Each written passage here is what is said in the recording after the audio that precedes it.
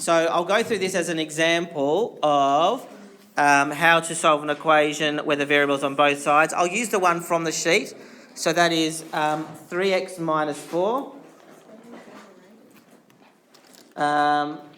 is equal to 8 minus x. Okay, now basically for all equation solving it sort of follows the same pattern, and that is the, dare I say it, name of the game is to get x all by itself on one side of the equation. Does it matter which side? No, because it equals means the same as. Doesn't matter whether it's on the left or right. So we need to get x all by itself on one side of the equation, and then we need to get some sort of value on the other side of the equation, because that means that x is therefore equal to that value. Okay, so in this equation we've got 3x minus 4 equals 8 minus x. I guess the critical thing with solving equations is to remember how equations are built up. If you ever get stuck, if you ever try to work out what do I have to do first, you just need to remember how to build up the equation. So for example, on the left-hand side, this left-hand side will be built up from x by multiplying it by 3 first and then taking away 4. Remember that order, because solving an equation involves us going backwards. On this side, x has been made negative, and then we've got 8 at the start. 8 is added to the start, if you like. So we've got 8 take away x. Okay, so both sides of the equation can be built up in that way. So we have an expression involving x here, and we have an expression involving x here. So our first step, yep. So we've got 3x minus 4 equals 8 minus x, and we need to remove x from one side of the equation. And can anyone remember which side we choose? Which side do we choose to eliminate x from? I guess the first question is, does it actually really matter? Starts with N, ends in O. No, it doesn't matter, but there are better sides to eliminate x from. So remember, eliminate means remove it.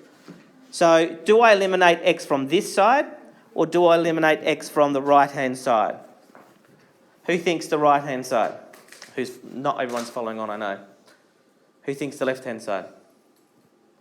Okay, the right-hand side is the correct answer, because we've got 3x here and we've got minus x here.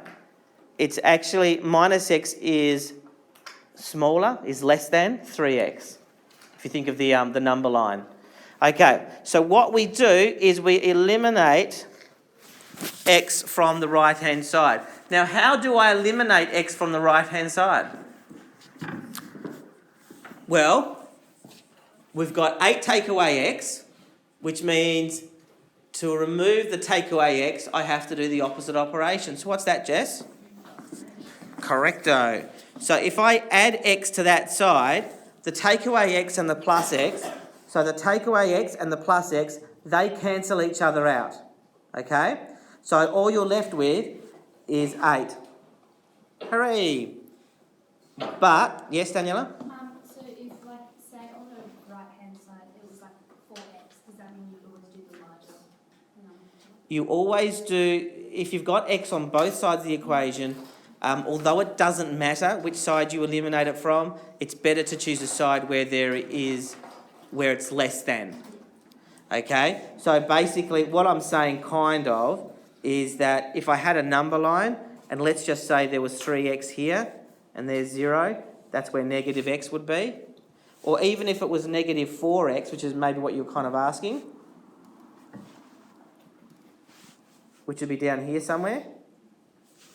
Negative 4x is less than 3x, so you would definitely eliminate it. And it kind of makes sense when you think about it, because what I'm going to do is, because if I had negative 4x here, I'd be adding it. And so to get rid of it, which means I'm adding a bigger number on this side if it's a negative. So, yeah. Okay, so that's just an aside. So getting back to the equation we've got there, I have eliminated x from the right-hand side by adding x. But to balance the equation, because I've added x to the right-hand side, I have to add x to the left-hand side to balance it. Okay? And now I have to use collecting like terms. I've got 3x here and plus x here. 3x plus x equals 4x. They are like terms. So I've now got 4x take away 4 on that side. 4x take away 4 equals 8. Now I have an equation with x only on one side. We just treat it like any other equation like that. In other words, we do what we can to get x by itself. Now again, we just have to look at the equation which has the expression, the part, which has the x inside of it, and work out how was that built up in the first place. After a while, this will just become natural to you, by the way, but I'm just spelling it out while it's not natural to some of you. So to go from x to 4x minus 4, I'd first have to multiply x by 4 to get 4x, and then take away 4 from the result. So that's the order of the operations to build it up. Times by 4 to get 4x, then take away 4 to get 4x minus 4. So I do the opposite operations in the opposite order in order to unbuild that side. So the first thing I'm going to do is what? Am I going to divide by 4 or am I going to add 4? Yeah. The opposite of taking away 4 is adding 4, so I do that. The negative 4 plus 4 eliminates itself, they eliminate each other. Okay, minus 4 plus 4 is 0, so it's 4x plus 0, which is just 4x. So these two things are eliminated, and I'm left with 4x. And to keep things balanced, because I added 4 to the left-hand side, I have to add 4 to the right-hand side to keep it balanced. And 8 plus 4 equals 12. Sorry, I'm in the way. 8 plus 4 equals 12. Okay, so the next line is 4x is equal to 12. Now we have to remove the 4, and we have to remember that even though it's not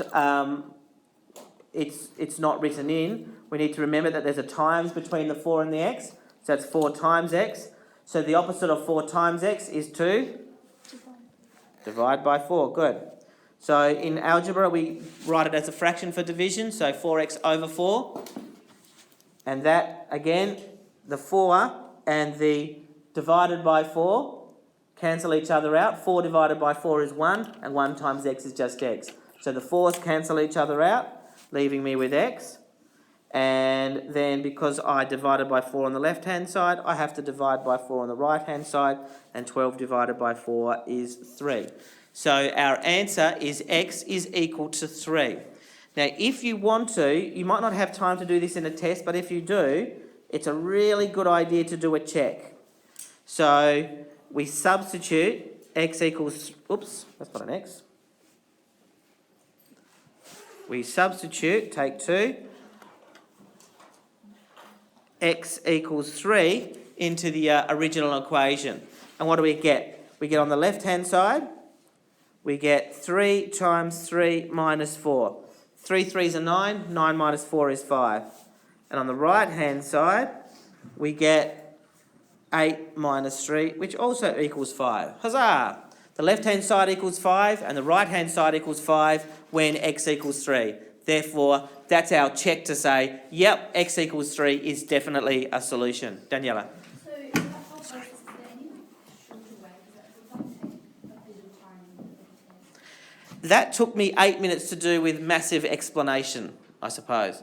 So I'll just stop recording.